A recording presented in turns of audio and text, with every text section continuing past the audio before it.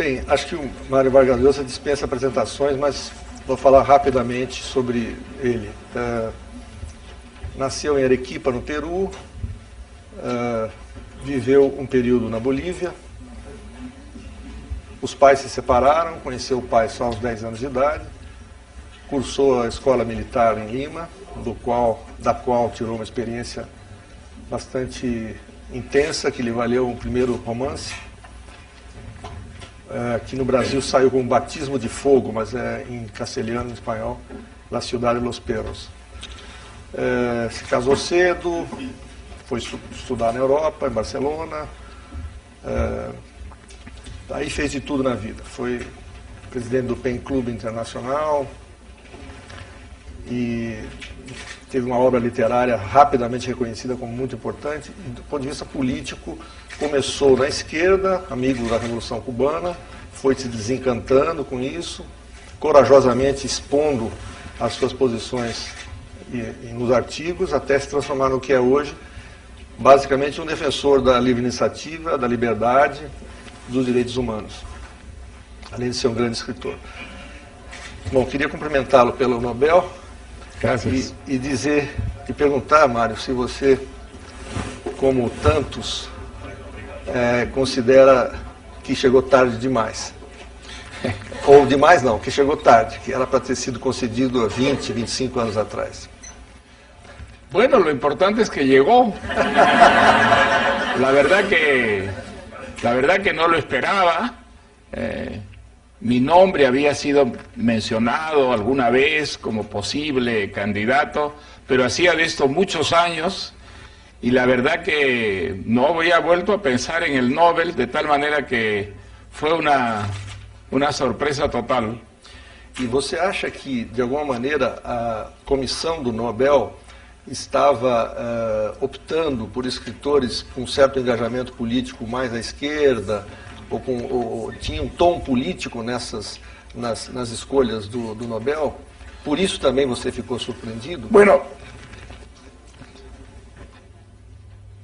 ahora que me lo han dado es delicado dar una opinión sobre ese tema, claro. Pero la impresión que yo tenía es que el Nobel no quería dar premios que fueran controvertidos, evitaba escritores que fueran objeto de polémicas, de controversias, y que, sobre todo en lo que se refiere a escritores, digamos, del tercer mundo, prefería más bien escritores que estuvieran dentro de una cierta corrección política, ¿no? Esa era la impresión que tenía, pero bueno, puesto que me lo han dado, parece que estaba equivocado.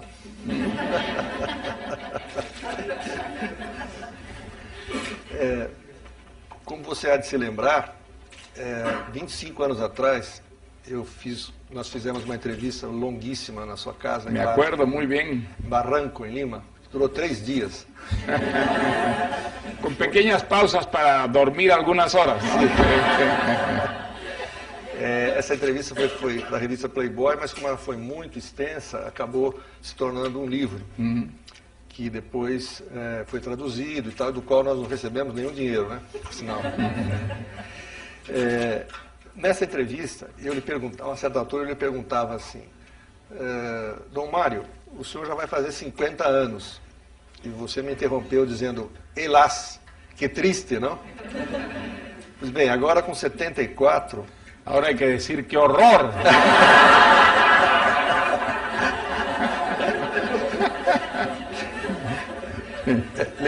Lembrando que o tempo passou para mim também, eu queria lhe perguntar se o fato de termos menos tempo interfere nos seus projetos literários, ou você se desliga disso, se desconecta dessa questão e segue em frente, como se fosse viver eternamente. Mire, yo creo que lo ideal es vivir como si uno fuera inmortal.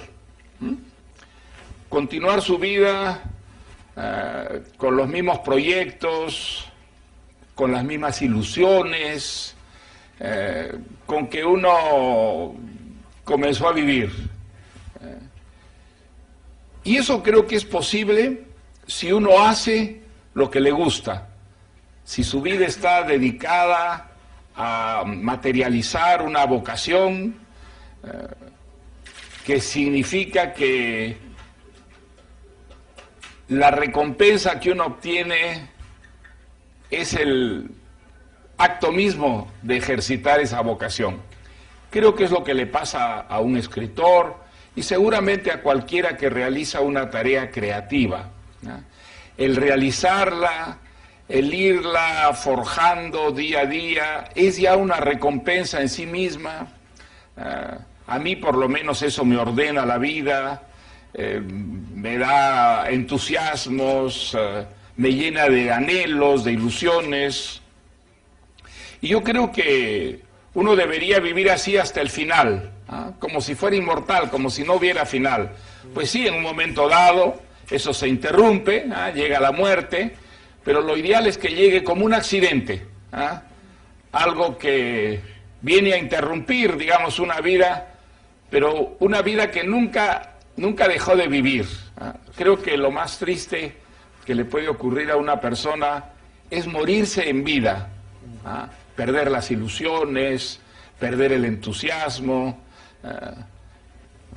perder el sentimiento de que la vida es algo maravilloso, que la vida con todos los problemas, las angustias, las frustraciones que también tiene, es algo maravilloso. La vida nos puede dar una exaltación fantástica cuando leemos un gran libro, cuando contraemos una gran amistad, cuando vivimos un amor, una pasión, ¿no? Entonces, lo ideal me parece que es organizarse de ese modo, ¿ah? Que la vida transcurra hasta el final, con todas sus posibilidades, y que la muerte sea un accidente. Essas ilusões, essas esperanças que você tinha e que mantém, se encontra uma esperança de um mundo melhor do ponto de vista da democracia, dos direitos humanos, ou você tem preocupações e angústias em relação ao futuro nesse sentido? Bueno, yo hace algunos años me sentía más bien pesimista, pensando en América Latina sobre todo, ¿no? Ahora me siento más optimista, o diría menos pesimista, ¿no? Nosotros en nuestro tiempo hemos visto acontecimientos extraordinarios. Hemos visto, por ejemplo, el desplome del comunismo. Eso parecía imposible. Imposible. Eso parecía algo absolutamente imposible. Hay una famosa cita que se hace de un discurso de Kissinger, que no es ningún tonto, ¿ah? Muy pocos años antes de la caída del muro de Berlín, un discurso en el que decía: señoras, señores, tengámoslo claro de una vez, el comunismo está aquí para quedarse. Hay que coexistir con él, hay que convivir con él. Bueno, pues el comunismo desapareció, se hundió, y no porque el occidente, la democracia, lo derrotara, lo invadiera, no.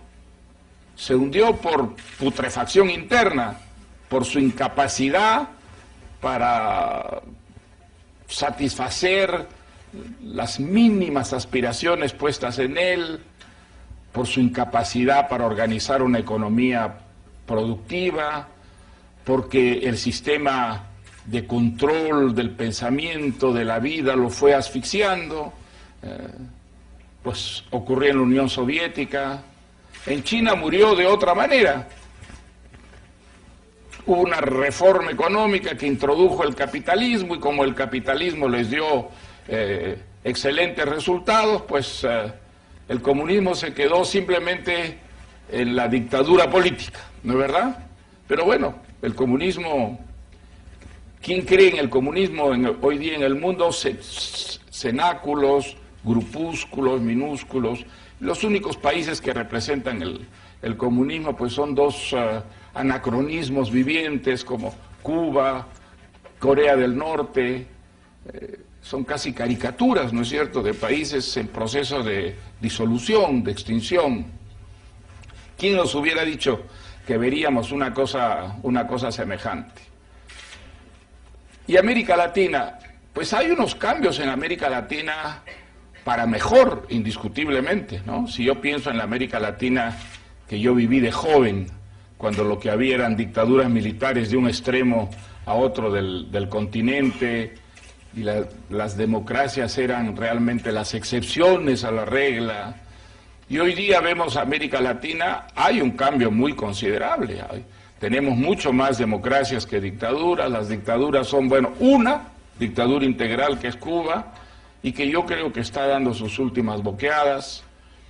Tenemos una semidictadura que es la de Chávez, a la que los venezolanos acaban de derrotar en unas elecciones que estaban amañadas por el régimen. Clarísimamente Chávez tiene hoy día un apoyo minoritario en el país, y su fracaso económico es tan enorme, tiene la inflación más alta de América Latina. Se ha vuelto Venezuela el país más peligroso del mundo por el altísimo nivel de delincuencia. Entonces, difícilmente, digamos, va a sobrevivir mucho tiempo el régimen tal como es. Y después lo que tenemos, pues, en América Latina son casos como Nicaragua, Ecuador, Bolivia, que no se pueden llamar dictaduras, son pseudo-democracias más o menos corrompidas. Y después el resto del continente es un abanico de democracias con distintos grados, diríamos, de imperfección, pero en los que hay fenómenos muy interesantes que en el pasado tampoco había. Gobiernos de izquierda democráticos, que respetan las reglas de juego de la democracia, que han renunciado a las viejas recetas socialistas y adoptado políticas socialdemócratas y liberales que están dando muy buenos resultados, ¿no? Brasil es un caso interesantísimo, ¿no? El presidente Lula era una persona que no creía en la democracia, creía en el socialismo, creía en la revolución. Pues hoy día es un baluarte de la democracia latinoamericana, gran promotor de las políticas de mercado. Los empresarios están encantados con Lula. Bueno, es un cambio notable, en buena hora para Brasil y en buena hora para América Latina, pero no pasa solo en Brasil. Fíjense Uruguay, qué interesante el caso de Uruguay. Allí ha subido un gobierno que era muy radical, de muy extrema izquierda, y fíjense qué gobierno sensato el que tiene Uruguay, qué moderno. Se respetan las libertades, se respetan las instituciones democráticas. La política económica no puede ser más liberal, no puede ser más liberal. También los empresarios uruguayos están encantados con el antiguo guerrillero. Bueno, son cambios absolutamente notables, extraordinarios. Ya ocurrió en Chile con el gobierno de la Concertación, donde la izquierda apoyó una política democrática y en economía liberal. Pero también hay el fenómeno contrario. Tenemos gobiernos de derecha que son democráticos. La derecha no era muy democrática en América Latina. La derecha recurría a los militares cada vez que tenía problemas, tenía más confianza en los militares que en ella misma. Y hoy día tenemos pues los gobiernos, mire, Chile, Piñera es un gobernante democrático, fue además anti-Pinochet, ¿no es cierto? Colombia. Perú tiene un gobierno democrático, que es un gobierno de derecha. Colombia tiene un gobierno de derecha, que es democrático. Y Centroamérica, bueno, por primera vez en su historia, con la excepción de Nicaragua, tiene gobiernos democráticos. Sí. Entonces, el panorama de América Latina ha cambiado, pero radicalmente en un periodo de 20, 30 años. Y eso a mí me da mucha esperanza. Tengo la impresión de que hay consensos cada vez más amplios a través de esa fórmula, que es la única forma realmente que ha traído desarrollo, reduciendo la violencia política, democracia política, libertad económica, renovación en el poder, coexistencia en la diversidad de ideas, doctrinas, posiciones políticas. Eso es lo que ha hecho que los países más avanzados del mundo lo sean. Nosotros no lo entendimos así, por eso nos quedamos atrasados, pero ahora comenzamos a recuperar el tiempo perdido y es una cosa muy importante, de tal manera que sin caer en la ingenuidad de creer que ya no hay vuelta atrás posible, porque siempre puede haber vueltas atrás, creo que tenemos razones para sentirnos optimistas y para seguir empujando a América Latina en esa buena dirección. Bueno, lo importante es que llegó. La verdad que no lo esperaba. Mi nombre había sido mencionado alguna vez como posible candidato, pero hacía de esto muchos años y la verdad que no había vuelto a pensar en el Nobel, de tal manera que fue una sorpresa total.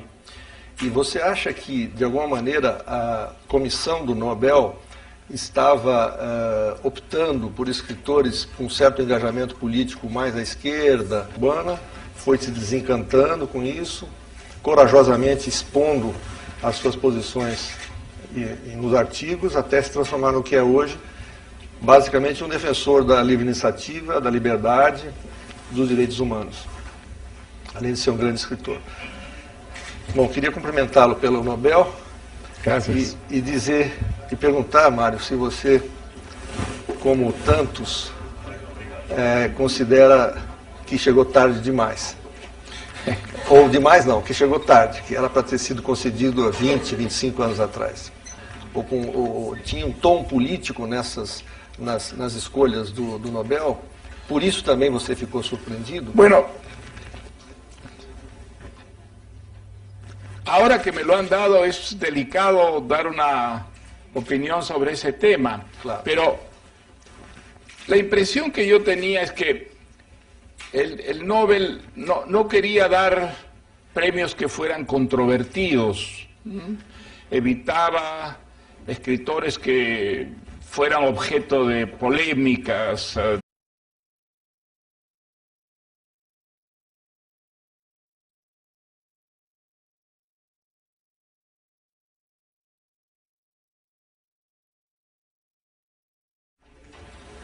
Bem, acho que o Mário Vargas Llosa dispensa apresentações, mas vou falar rapidamente sobre ele.